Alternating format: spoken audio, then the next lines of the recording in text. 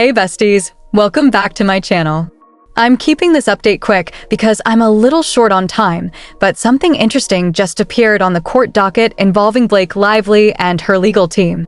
Her attorney has filed a notice with the court that essentially tries to point the judge toward how he should handle the upcoming ruling.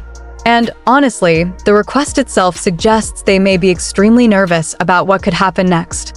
It looks like they're trying to steer the judge toward a specific legal approach, or at the very least slow things down, before a decision is made. As many of you know, the judge recently extended the deadline for pretrial motions by 1 week. That move led many observers to believe a ruling on the motion for summary judgment or the motion for judgment on the pleadings could be coming very soon. Shortly after that extension, attorney Michael Gottlieb submitted a filing to the docket. In it, he wrote that Blake Lively was providing the court with notice of a recent decision from the Second Circuit, specifically the case Miller v. Lamanna. According to the filing, that decision should compel the court to deny the defendant's motion for judgment on the pleadings, but the situation in that case isn't quite the same. In Miller, the Second Circuit ruled that the district court made a procedural mistake. After discovery had already taken place and the case had reached the summary judgment stage, the judge evaluated the claims using the standard for a motion to dismiss under Rule 12(b)(6). Instead of reviewing the evidence gathered during discovery, the court focused only on whether the complaint itself was detailed enough. The appeals court explained that this was the wrong approach. Once discovery is complete and the case reaches summary judgment, the judge should evaluate the evidence in the record, not just the original allegations in the complaint.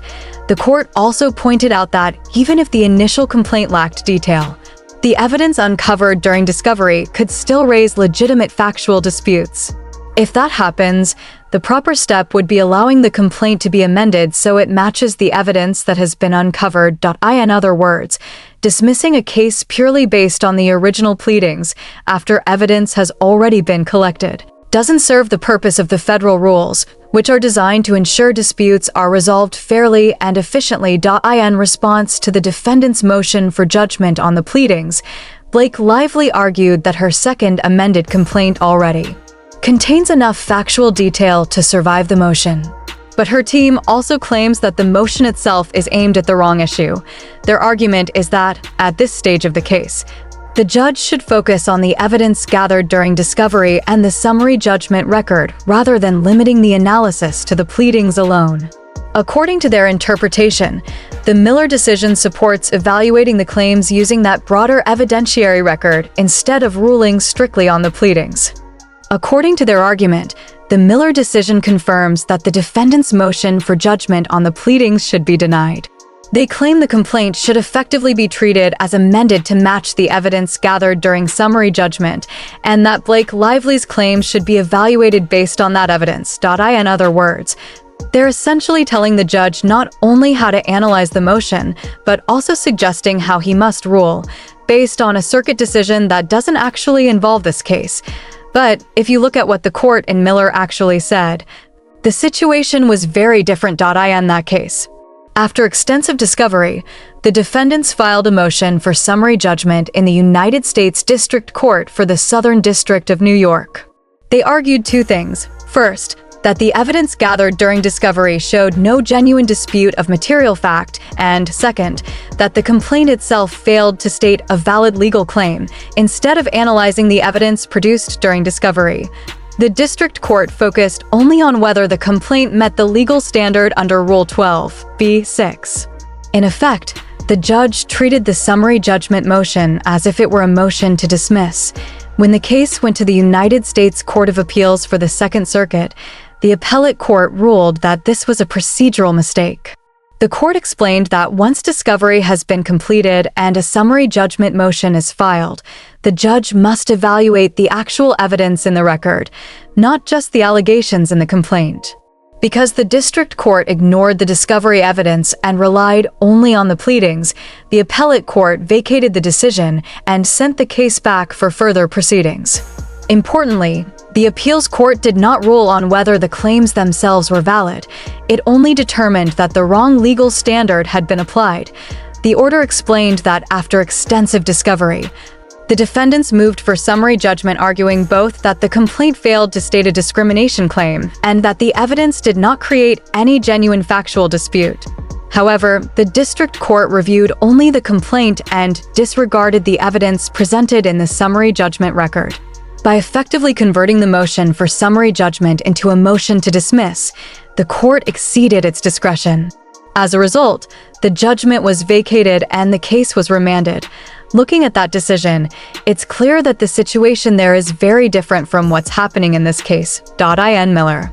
The judge took a summary judgment motion and treated it like a motion to dismiss, ignoring the evidence. That's what the appellate court said was improper. But here, the issue is a motion for judgment on the pleadings, which is a completely different procedural tool. And just to be clear, a motion to dismiss and a motion for judgment on the pleadings are not the same thing. The arguments raised by Wayfarer in their motion for judgment on the pleadings include several legal issues. They argue that there was no right to sue letter for it ends with us LLC, no adverse employment action, no temporal connection between any protected activity and an alleged adverse action, and no valid basis for applying California law outside the state. A motion for judgment on the pleadings allows the court to review all materials that are part of the pleading stage. That means the judge can look not only at the complaint, but also at the defendant's answers and any documents that are attached to those filings. For example, the defendants included additional materials with their motion, such as a copy of the contract, which appears to be unsigned, and a copy of the offer letter. These documents were submitted alongside the motion for judgment on the pleadings and can be considered as part of the pleadings record. They never actually filed a motion to dismiss. Instead, this motion gives the defense an opportunity to argue that California law cannot be applied outside the state. In other words, that the law doesn't apply extraterritorially in this situation. A motion for summary judgment also allows a judge to look beyond the allegations and determine whether the claim meets the required legal standards and whether the law even allows the case to proceed in the first place. The problem with the case they're citing as authority is that it deals with a very different situation. In that case, the judge improperly converted a motion for summary judgment into a motion to dismiss. That's not what is happening here. In the case involving Blake Lively, the judge would simply be deciding a motion for judgment on the pleadings. Under Rule 12(c), that type of motion can be filed at any point after the pleadings are closed, as long as ruling on it does not delay the trial. The stage of discovery doesn't really matter. A motion like this can be filed before discovery begins, while discovery is ongoing, or even after it has started. At its core, the question the court must answer is very simple. Do the pleadings establish a legally valid claim? Evidence gathered during discovery only becomes part of the analysis if the judge chooses to convert the motion into a summary judgment under Rule 12(d). Otherwise, the judge can focus solely on what's contained in the pleadings themselves. What this filing appears to do is attempt to influence which legal standard the judge applies before making a ruling. But judges have broad discretion to decide whether a prior appellate decision actually applies to the case in front of them. Just because an appellate court ruled a certain way in one case doesn't mean that decision automatically controls every other case. Judges frequently distinguish those decisions when the facts or procedural circumstances are different. Telling a judge that he must follow a particular ruling is a pretty bold move. What this filing really seems to signal is that if the judge rules against them, they're already preparing the groundwork for an appeal. It's also pretty clear they do not want the judge to rule solely on the pleadings. Procedurally, their case may be vulnerable. After 3 attempts, the original complaint, the first amended complaint, and the second amended complaint, there are still questions about whether the claims are legally sound. There are also serious issues surrounding whether California law can even apply outside the state. And even if the judge doesn't dismiss the case on that basis, he has already suggested that some of the claims may be duplicative. Federal courts generally don't look favorably on attorneys stacking identical claims under multiple legal theories simply to increase the amount of potential damages, and if the discrimination claim is time-barred under federal law, particularly under the EEOC filing deadlines, then it cannot be presented to a jury at all. A judge cannot ignore a clear legal deficiency such as a statute of limitations problem.so. The core argument they seem to be making is that the case should be evaluated based on the evidence rather than just the pleadings, but ultimately, that choice belongs to the judge. He currently has two separate motions in front of him, a motion for judgment on the pleadings and a motion for summary judgment, and he has already indicated that he may rule on both at the same time.